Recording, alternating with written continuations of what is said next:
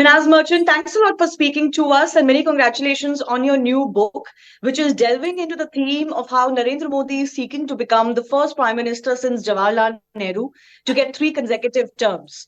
I want to begin by asking you, what do you make of the biggest challenge? What do you contend is the biggest challenge in front of Narendra Modi as we stand today? Because there's not a lot of time to go before the next 2024 general elections. Yeah, thank you, Shivani, for having me.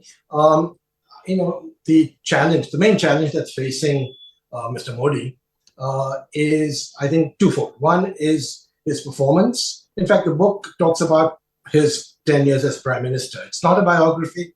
It's basically across domains, the economy, foreign policy, technology, etc.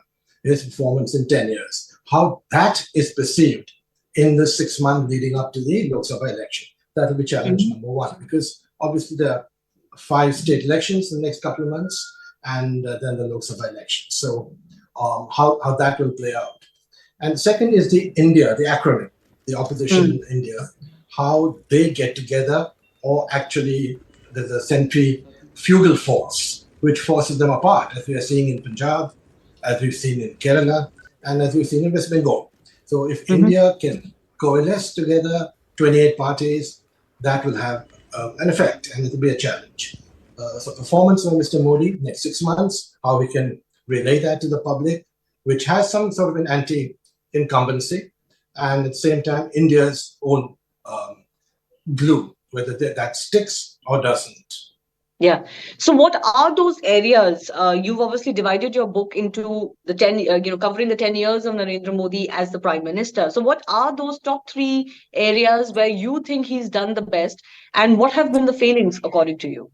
I think the main achievement is across domains. But we start with digital, the digitalization of the economy, the India stack, public digital goods, which is incredible, starting with Aadhaar and going on to UPI and ONDC and all of that, which is internationally recognized.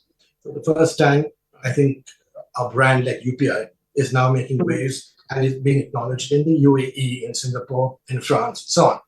So definitely that. Number 2 is infrastructure.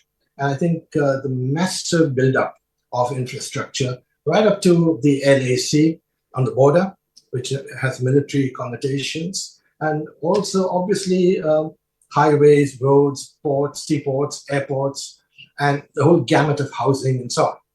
So I think infrastructure is a very big achievement that he's made, and it's really unprecedented in our 76 years of independence. The third is geopolitical. It's not just the G20, but the way he has gone east and west. The Middle East, of course, West Asia, we should call it, geographically, and East. He's been able to fix our relationship with the Middle East. And despite the Ukraine war, he's been able to manage Europe, which continues to seethe internally, but can't do very much about it because India's position is balanced, neutral, and Europe, anyway, is a declining continent. India is a rising subcontinent. So they know exactly where we are going to be in 2029, third largest economy in the world, the largest in the free world, the largest internet market, the largest consumer market, bigger than America and bigger than the EU. So geopolitically, Mr. Modi has played his cards well, used the advantages that the Indian economy and the Indian market offers to him to use. But what would you feel were the major failings as far as the Narendra Modi 2 terms are concerned? It's inevitable. Everyone, we're not perfect. And Mr. Modi is not perfect, though he tends to be very good in many ways. But, number one, talent. You've got to infuse more talent, technocratic talent in the cabinet. The first term, he didn't have much of that. Second 5-year term, he's gotten people like Vaishnav, Chandrasekhar, and most important, Jaishankar.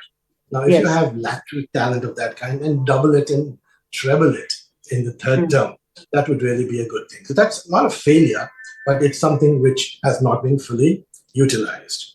Too many people who are yes man, not enough people to dissent, not enough people to say, Prime Minister, we could do this differently, etc., etc. So talent is definitely something that you should be looking at. As far as the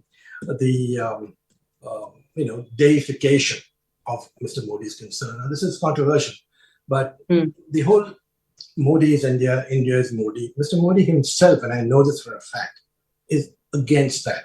A few years ago, he said, I want to remove the word honorable from Prime Minister. And you'll see everything where Mr. Modi's name is mentioned, the word honorable doesn't exist. It's there for every chief minister.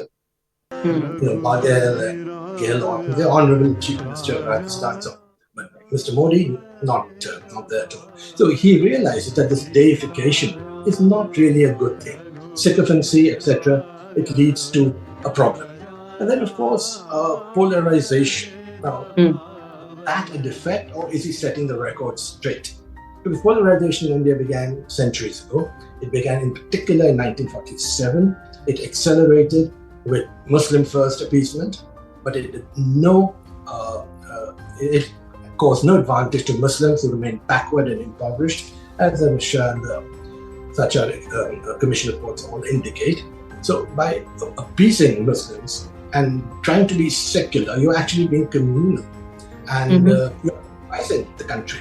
Because Hindus, obviously, after 200 years of subjugation, the Mughal Empire first, then the British Empire, where Hindus were in the third tier. Muslims in the British Empire were considered a co-martial race and given a lot of benefits. After 1947, the majority community felt that finally our days arrived. But what happened? Nehru said, no, we've got to have Muslim first secularism. That's not secularism. And I think, I'm not sure if Mr. Modi has been able to deliver the right message on what genuine secularism is, which is appease no one, empower everyone. You've got to be religion neutral. And he says correctly, but I don't know whether the message is relayed properly, that when the food subsidies, the water on tap, the electricity to the last village, all of that go, there's no Hindu or Muslim or Christian written on it. It's completely secular. So all the welfare benefits, water on tap, etc., they are completely religion neutral. So polarization, whether it's a negative or a positive, people talk about majoritarianism, minoritism is also an issue. Whether that message has been delivered, is that a weakness of Mr. Modi? Can he do it better? His 2 terms are the first 2 terms by a non-Congress government with full majority. So, politically and socially, what is the impact that Narendra Modi has had that is irreversible, that you think?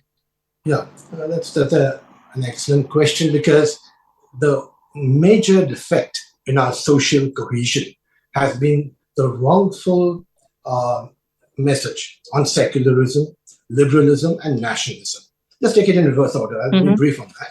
Nationalism is conflated with the European nationalism of the 1930s, which is German, Hitler, Britain, which was also equally bad, colonial, brutal Britain, and Germany, of course. And in the 1930s, we had obviously our freedom fighters, whether it was Subhash Chandra Bose or Mahatma Gandhi. Their definition of nationalism was not expansionary. It was not exclusionary. It was not conquering. It was not aggressive. It was getting rid of a colonial yoke. So when people conflate nationalism, it's a very bad thing. Last refuge to scoundrels like patriotism or etc., etc. And patriotism is on the different side of the same coin.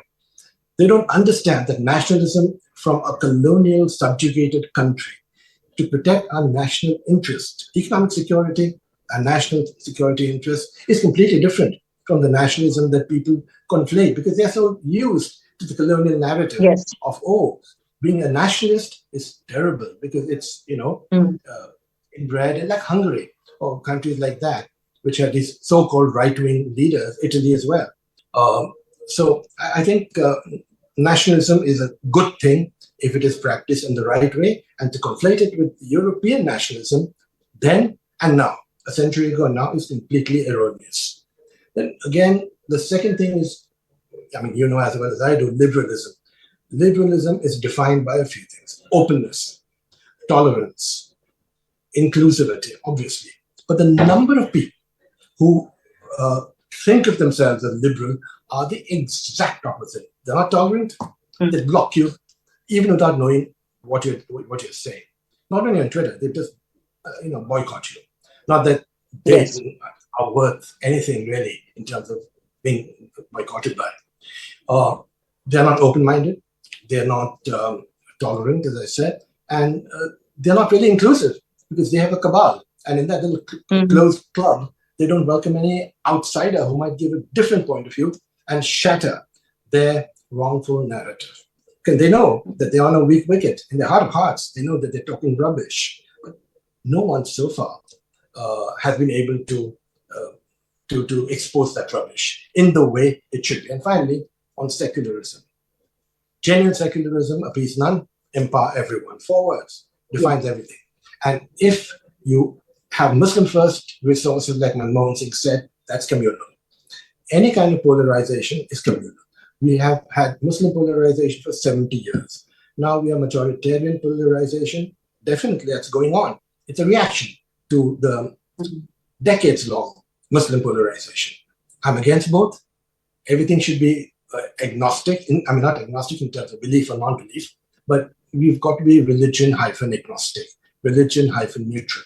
And that secularism has been misdefined, and the people who set themselves up as secular are actually communal. They're just dressed up as with a secular mask. Inside that mask, they're communal.